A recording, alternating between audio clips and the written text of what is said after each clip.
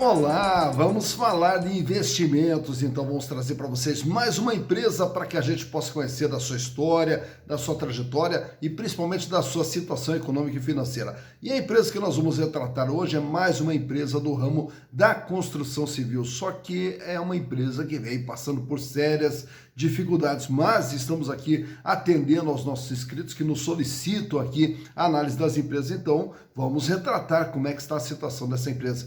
E no caso dessa empresa, a solicitação veio do Adriano Costa. Grande Adriano, um forte abraço para você, obrigado pela participação, obrigado pela sugestão, um prazer poder lhe atender aí, Adriano. Mas caso vocês também queiram outras empresas, é fácil. Basta entrar aqui, ó, canal Silas Degraf e manda a sua sugestão, aproveita, faça a sua inscrição, dá o like, venha junto conosco nesse processo de construção e repartição de conhecimentos. Lembrando mais uma vez que no dia 11 de julho, olha lá, 11 de julho, estaremos realizando novamente o nosso curso de análise de balanços voltados para investimentos. Curso totalmente online pela plataforma Google Meet e com um custo de apenas R$20, olha só, apenas R$20. E você pode participar conosco aqui de forma bastante interativa. São 3 horinhas apenas de curso que a gente vai ter, onde a gente vai repassar para vocês tudo, como que funciona uma demonstração contábil, o que ela quer nos mostrar e principalmente a sua interpretação. Para quê? Para que na hora de você fazer investimentos, bater o olho ali no balanço, na DRE de uma empresa, saber se ela está indo bem, se ela não está indo bem, para saber se vale ou se não vale a pena investir nessa empresa. Manda aqui, ó, sua mensagem aqui nesse WhatsApp, que a gente te passa todas as informações para você não perder essa oportunidade e vir junto conosco aqui construir conhecimentos através da análise das demonstrações financeiras. Mas vamos então retratar a empresa sugerida lá pelo Adriano Costa, que trata-se da Viver Incorporadora e Construtora S.A. A Viver Incorporadora e Construtora S.A. tem uma história fantástica por trás dela e agora vem passando por diversas dificuldades, mas vamos retratar mais uma vez aí o que está acontecendo e da onde que veio a Viver. E a história da Viver começa com um empreendedor, com o senhor Alcides Parisotto, que no ano de 1962 se muda para a cidade de Maringá e monta uma espécie de um mercado meio que atacadista ali, né? Um pequeno mercado atacadista chamado Atacadão.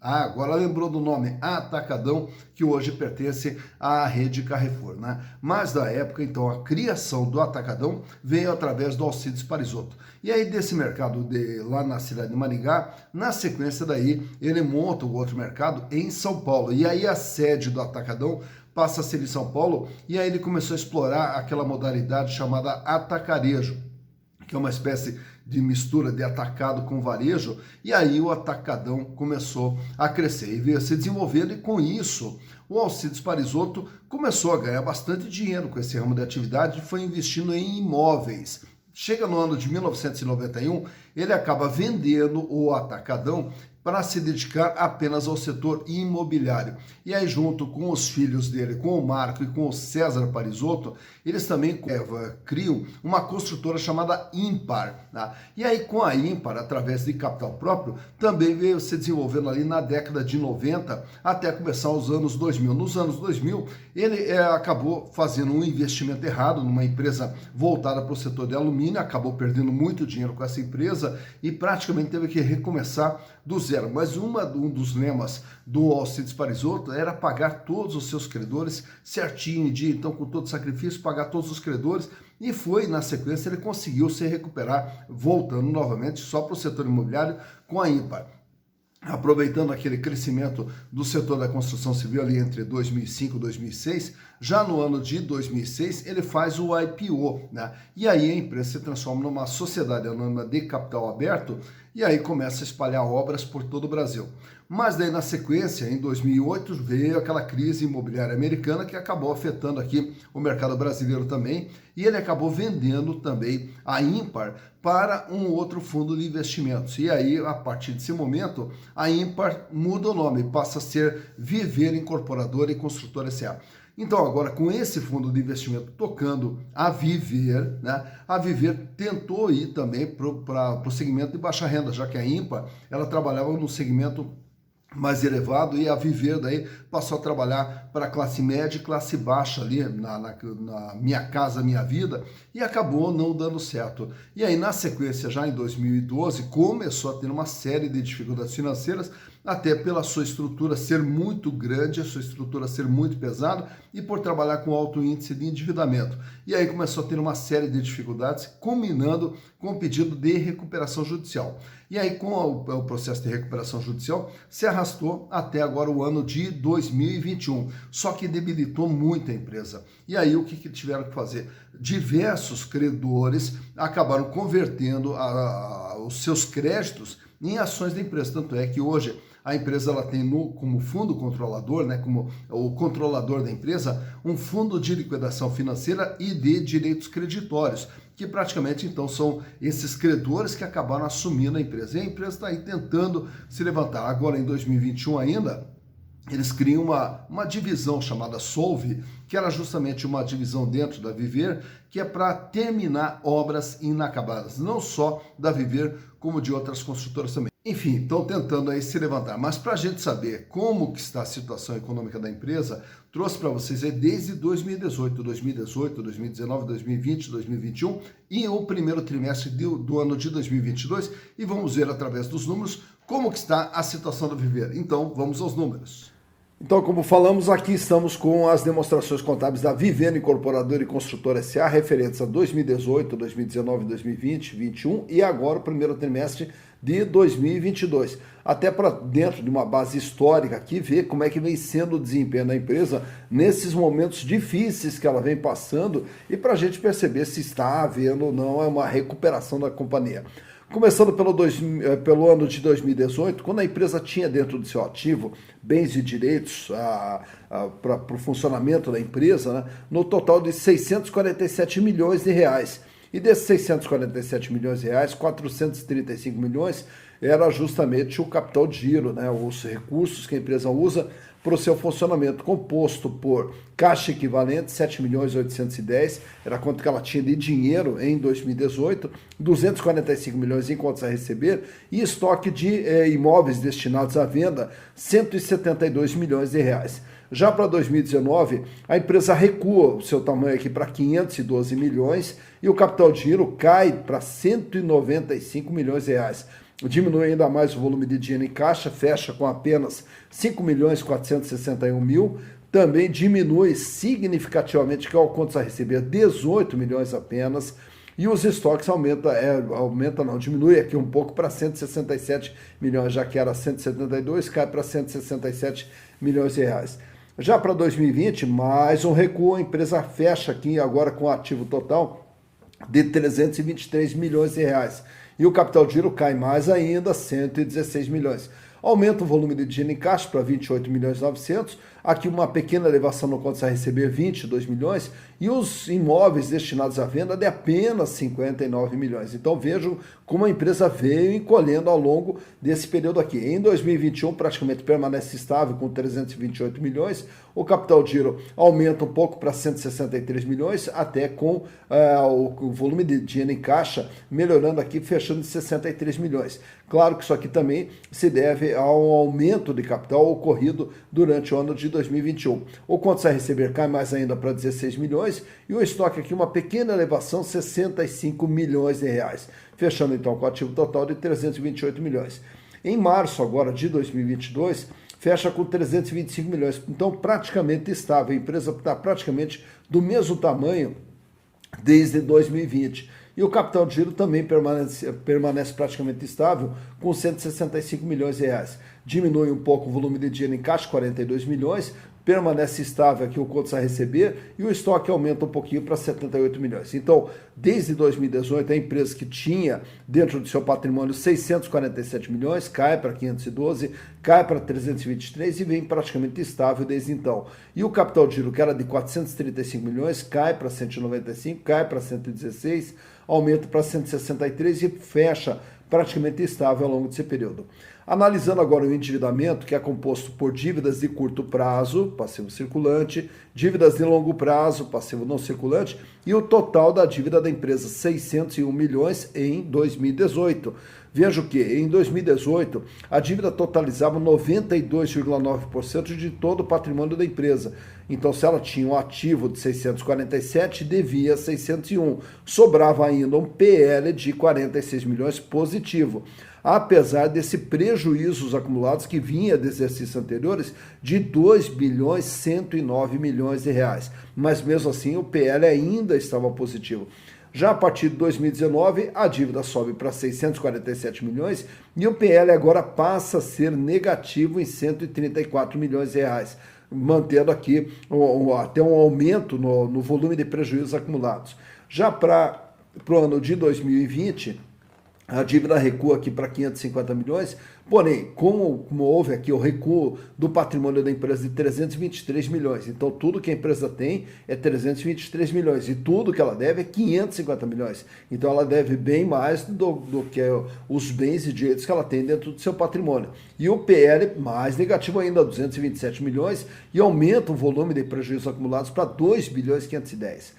Indo para 2021, a dívida recua mais um pouquinho aqui para 529 milhões, porém o PL continua negativo, 201 milhões, e os prejuízos acumulados, 2,567. E agora em março, a dívida fecha em 535 milhões, o PL permanece negativo em 209 milhões. Então a empresa tem um patrimônio de 325 e deve 535. Então por aqui dá para se observar as dificuldades que a empresa vem passando. Em termos de geração de resultados, nós temos aqui o faturamento em 2018, 85 milhões. Em 2019, o faturamento até aumenta, vai para 109 milhões. Porém, em 2020, despenca para 44 milhões de reais. Em 2021, até uma pequena elevação, fechando aqui com faturamento de 67 milhões. E agora, em março de 2022, o faturamento acumula 13 milhões, o faturamento até o mês de março de 2022, de 13 milhões, o que nos projeta aí um faturamento em torno de 55 milhões aproximadamente para o ano de 2022, mantendo esse volume aqui, né? E aí os mais importantes, que o faturamento, como a gente sempre menciona, são os resultados. E aí o que ocorre? Prejuízo em 2018, 198 milhões, prejuízo em 2019, 220 milhões, prejuízo em 2020 para 181 milhões, prejuízo em 2021 de 57 milhões e agora em 3 meses do ano acumula mais 8 milhões 275 de prejuízo. Então a empresa vem passando por sérias dificuldades, não só financeiras, mas também na questão da geração de resultados, que ela não consegue gerar resultados. Consequentemente, não trago para vocês aqui os gráficos de liquidez, até porque na liquidez a gente já percebe o seguinte, ó, se a empresa tem um capital de giro de 165 milhões e dívidas de curto prazo aqui no passivo circulante de 363 milhões, já dá mostras que a empresa não tem capacidade de pagamento das suas dívidas, razão pela qual, mesmo com a saída da recuperação judicial, a empresa ainda está tendo muita dificuldade para pagar as suas dívidas. As suas dívidas continuam extremamente elevadas, todas acima do valor do seu patrimônio, né? Então o endividamento da empresa é um filme de horror, né? E aí, em termos de rentabilidade, também não há o que se falar de rentabilidade com toda essa sequência de prejuízos que a empresa vem apresentando. Consequentemente, também não há como a gente mostrar para vocês aqui os outros indicadores, porque também todos os indicadores vão mostrar o quê? Um valor patrimonial negativo, lucro por ação não existe, dividendos por ação não existe, o preço em relação ao valor patrimonial também não existe, até porque a empresa toda ela é negativa. Mas o que dá para mostrar para vocês aqui é o comportamento do valor das ações ao longo dos últimos 5 anos. Ó, então vejam só, que lá em 2017, cada ação, olha só, ó, cada ação da Viver chegou a valer na época R$ 44,00 lá no ano de 2017 e atingiu o seu pico ali ainda no final do ano de 2017, quando as ações chegaram a bater até num valor ali de quase R$ 50,00. Olha só, as ações chegaram a bater perto de R$ 50,00. Desde então, começa ali, desde o final de 2017 para o início de 2018, uma sequência de quedas até que a ação despenca para R$ 2,74 no ano de 2018. E desde então ela vem trafegando ali entre R$ 2 e R$ 3, tentou ali uma elevação chegando até R$ 10 no final de 2018, porém na sequência volta a cair, chega em 2019, fica trafegando entre R$ 2 e R$ 3, Em 2020 também apresenta ali uma pequena elevação, mas volta ali para a faixa dos R$ 2, R$ 3. Chegando agora em 2021, até mesmo em função do aumento de capital e depois na sequência também com a criação da Solve, né, que é a empresa destinada a terminar obras inacabadas, mas mesmo assim também não foi suficiente e as ações voltaram a despencar e agora elas atingem o valor mais baixo ali, praticamente na faixa entre 85 e 90 centavos cada ação da Viver Incorporadora e Construtora. Então está aqui um momento, né, os momentos que a ação teve o seu valor mais alto e agora que ela vem enfrentando seus valores mais baixos e todo o comportamento do valor das ações ao longo dos últimos 5 anos. Daí então, mais uma empresa analisada, Viver Incorporadora e Construtora S.A., que a gente retratou aí toda a sua história, a história do Alcides Parisotto, que começa com o mercado, transforma em imobiliária, depois em construtora, enfim, e o Alcides Parisotto que faleceu agora no ano de 2021, que foi o criador do Atacadão, que hoje o Atacadão pertence ao grupo Carrefour. E aí construiu toda essa empresa, passou por toda essa trajetória que a gente acabou de retratar.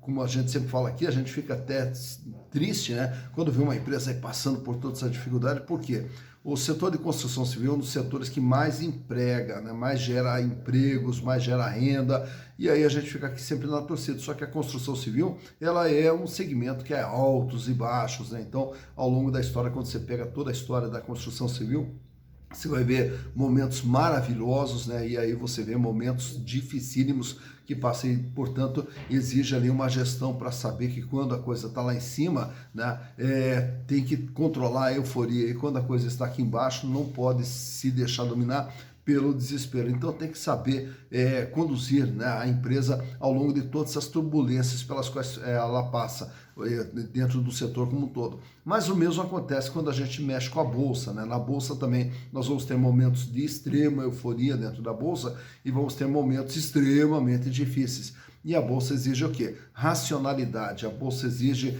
que tenhamos aqui um certo sangue frio para poder trabalhar com ela e não se deixar levar pela emoção, né? E aí, consequentemente, usar todas essas turbulências a nosso favor. Mas para isso, há que se ter conhecimento, há que se ter um pouquinho de noção de como que funciona a Bolsa e saber que a Bolsa é investir em empresas. E aí, ao investir em empresas, você tem que procurar empresas que estejam bem financeiramente, que não estejam endividadas e que naturalmente que sejam lucrativas e rentáveis. E aí, consequentemente, só falta agora você determinar se naquele momento a empresa está cara ou se ela está barata. Então, nós vamos ter diversos momentos onde vamos pegar empresas maravilhosas, empresas muito bem tocadas em segmentos maravilhosos e que estão com o seu valor lá embaixo. E aí é o momento de você entrar, é o momento de você aumentar a sua posição. Mas tem que saber escolher a empresa e isso tudo a gente faz através da análise das demonstrações contábeis. Dito isso, bons investimentos para vocês.